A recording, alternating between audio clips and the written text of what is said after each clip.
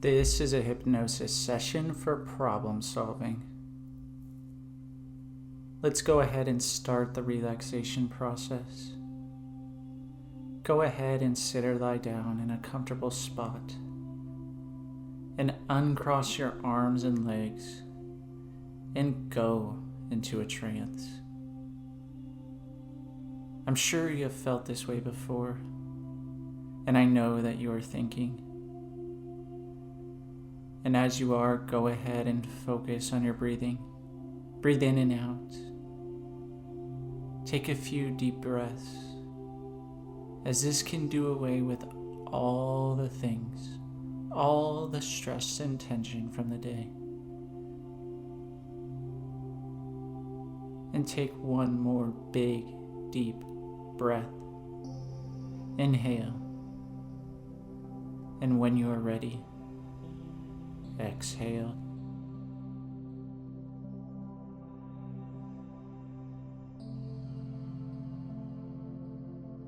And it's a good thing to wonder, because you can wonder how to begin to relax. Starting at the top of your head and in the muscles of the forehead, the eyebrow, eyelids, cheeks, and the muscles of the jaw and chin. All of the tiny muscles in your face begin to relax.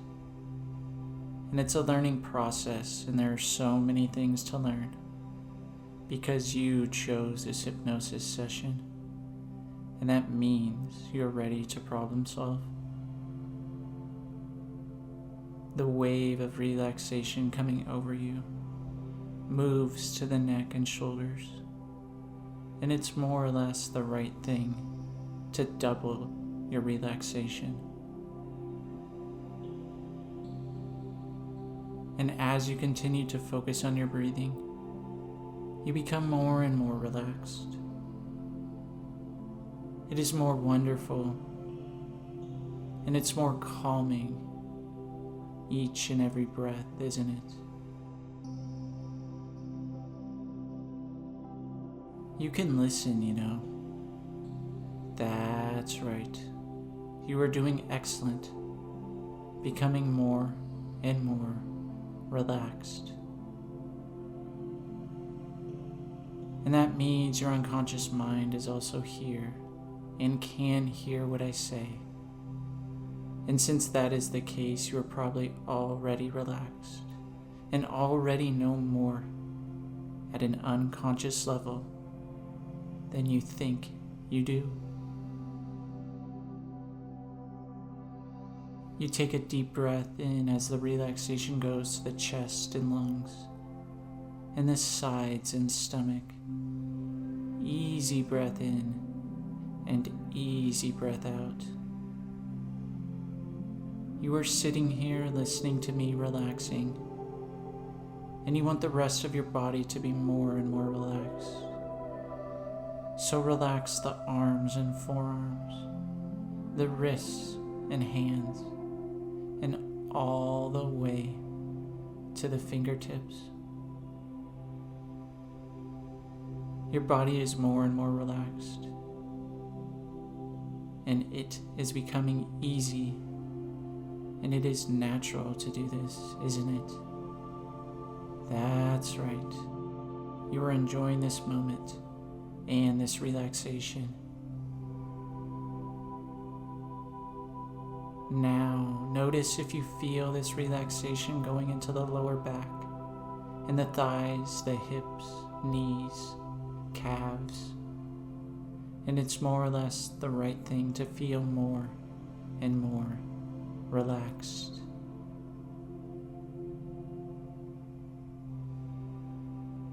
It is like I'm speaking to you as a well-trusted friend, as the relaxation goes to the feet and all the way to your toes.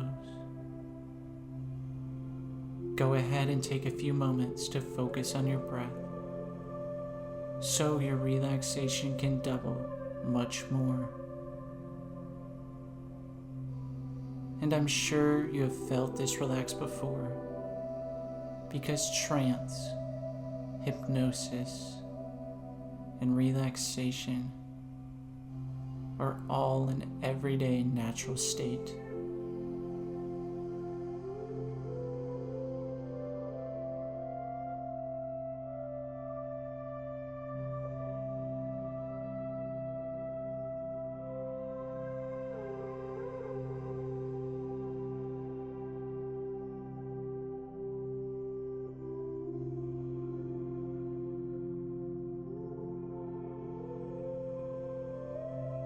There was once a person who went to school in Long Beach, California. Maybe you've heard of this beautiful place on the California coast, or the aquarium with all the sea creatures. This person had an assignment that was given to them that brought home the power and value of the unconscious mind in problem solving. And this is really something that the great hypnotist Milton Erickson did with each and every client.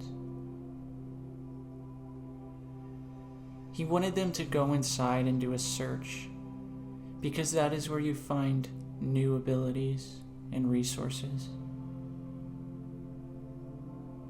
This person had to solve a wonderful riddle, one that he'd been assigned that day in a lecture in their sleep and dreaming class. A riddle is something people love to use, to learn, to laugh, and to find new things that they can have access to in the future. The entire riddle consisted of 8 letters: H, I, J, K, L, M, N, O. He didn't have a clue what it was about, or what it could possibly mean. The assignment was to think about this riddle before going to sleep, with the intention of solving it, even if they didn't fully understand it. Then he had to write down his dreams the next day. He had every intention of solving this as effortlessly and simply as possible. The next morning, he'd written down his dreams, and there was still nothing coming to him, and he had no clue about the riddle's meaning or solution. He was showing people his dream notes. They were vivid and bright images of an old sailing ship in a stormy sea, with waves crashing and rain pouring down. It made no sense at all until he learned the answer to the riddle and realized that his unconscious mind had indeed solved it beautifully. This is all without any conscious clue about what was going on.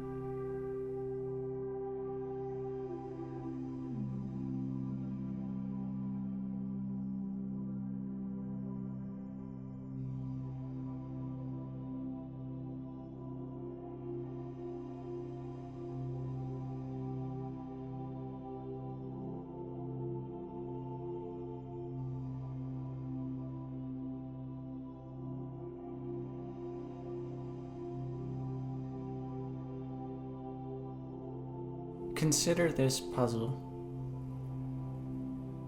What if you had to bring up from a river exactly 6 quarts of water, and you only have 2 containers? One that is a container that holds 4 quarts, and one that holds 9 quarts. The answer is not immediately apparent. What related problem can you solve? You could get 8 quarts by twice filling up the small pail and emptying it into the large one. Or you could get 5 quarts by filling the larger 9-quart container and then pouring off as much as you can into the smaller 4-quart container. but the desired amount is 6 quarts.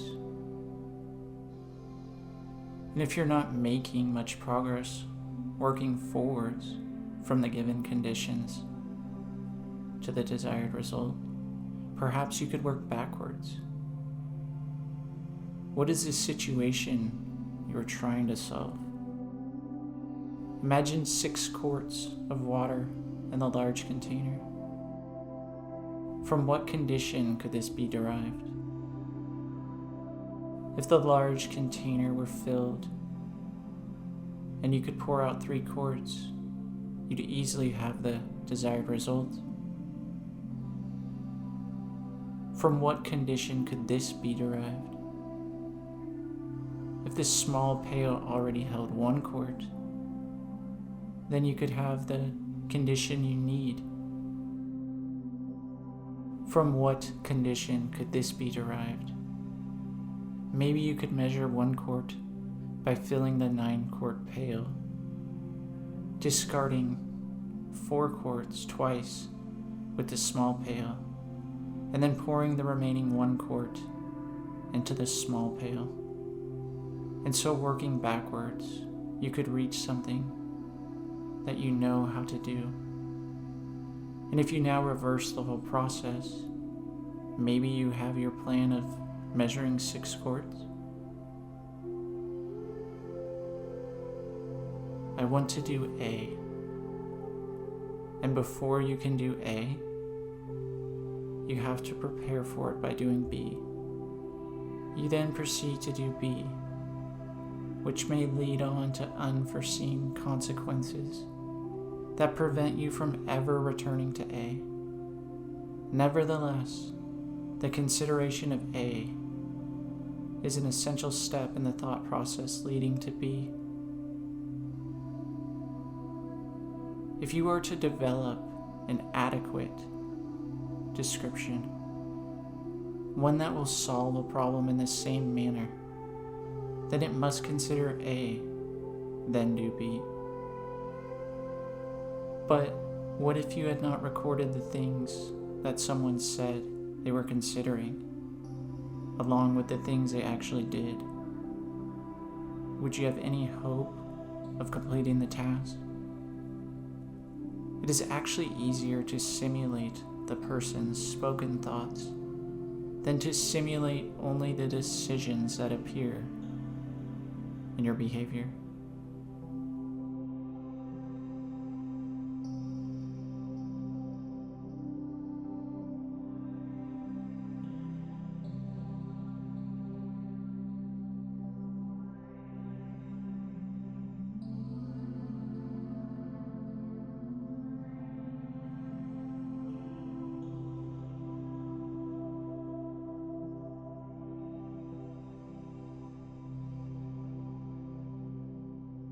When a large, modern, general-purpose computer is turned on in the morning and sits there warming up, purring through its magnetic drums and scratching, it is not yet a true computing machine.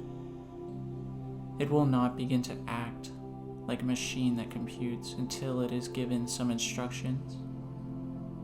Depending on the type and what kind of instructions it is given, it may act like any one of an infinite variety of different machines that might have been built with the particular instructions locked in.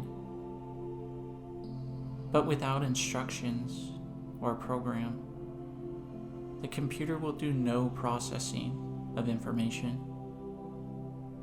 It may have all kinds of fascinating data stored in its memory, or maybe it's being fed into from the outside. Yet if there's no program, then nothing can happen. A computer has to have a program. Now, as soon as someone suggests that people are like computing machines, and we hear that said every day, don't we? It should become clear that if this suggestion is true, then people must have programs also. And if you are like a computer, then you must have somewhere available an organized set of instructions that you attempt to use and execute efficiently.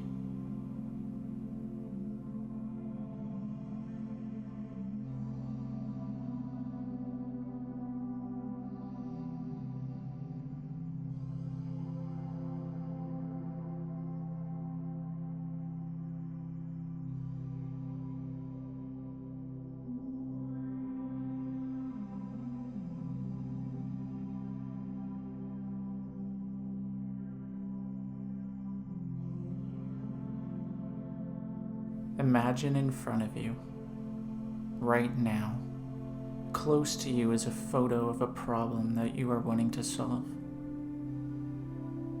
Imagine what you see in this photo, what you hear in this photo, and what you feel as you want to solve this.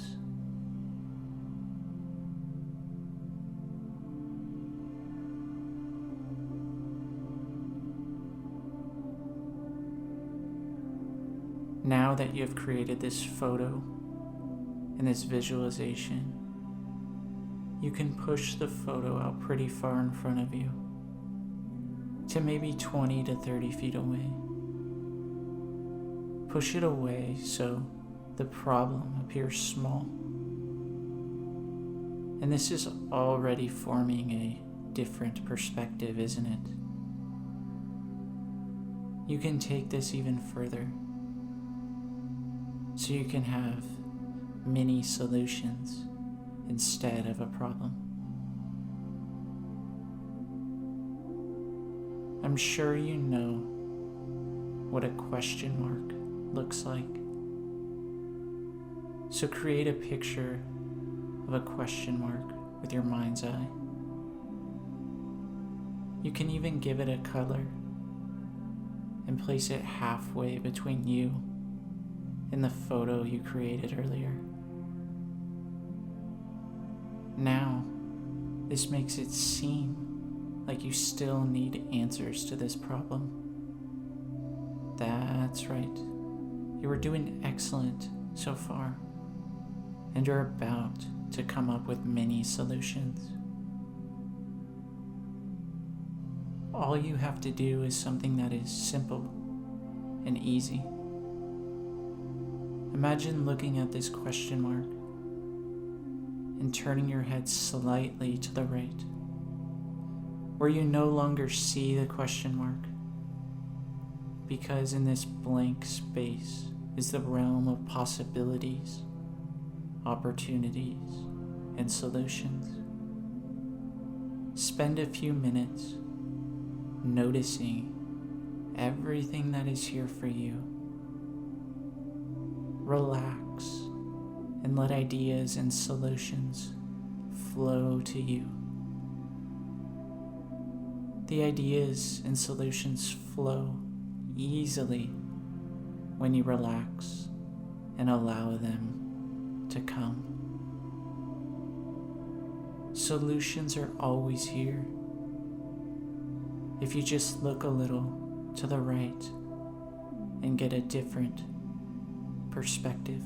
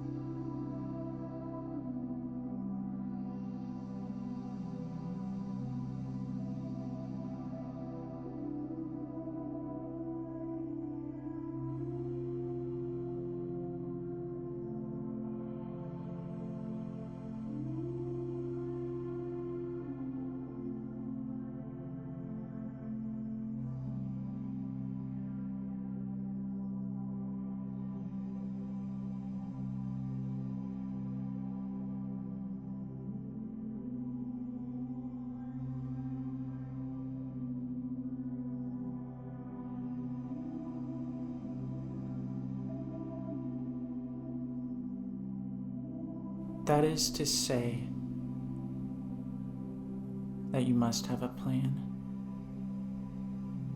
By taking the analogy between you and a computer with complete sincerity, is one driven to search literally for the source of instructions that guide human behavior? Since thinking aloud permits more of the person's thought processes to project through the plane of perception, it helps to limit the variety of conceivable descriptions to a handful that are reasonably accurate. This principle, said to have been described first by Plato, is to concentrate on the unknown and try to see what could have led to it. It works not only in solving water measuring problems, but in a great variety of other problems as well. Working backwards is one of the many methods known to all good problem solvers. The riddle was so easy. HIJKLMNO.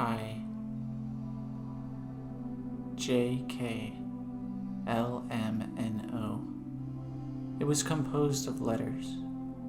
The letters from H to O, or H2O, the chemical symbol for water, the images of which had filled the dreams, the ship, the sea, the waves, and the rain. In the future, you may be writing or thinking or planning or creating goals or need to solve something. And if you find yourself a little stuck or unsure, just like this person, know that resources you have are always within you. If you just search a little bit, you can find them, and you will always have them in the future. And this person, they're now reminded by the color blue. Anytime they see the color blue in the future, it reminds them how many resources they have inside.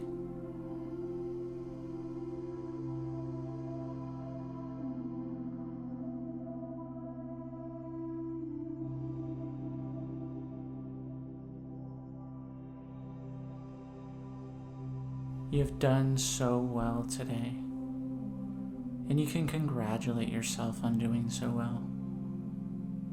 And enjoy bringing your attention to your breath. Breathing in, and when you're ready, exhale. And enjoy these relaxing moments that you create because you set aside this time for yourself today to solve whatever it is you needed to solve, to learn, to have skills, new behaviors and habits. In a few moments, I'm going to count up from 1 to 5 so you can reorient to the room, or you can ignore these suggestions and drift off into a comfortable and soothing sleep.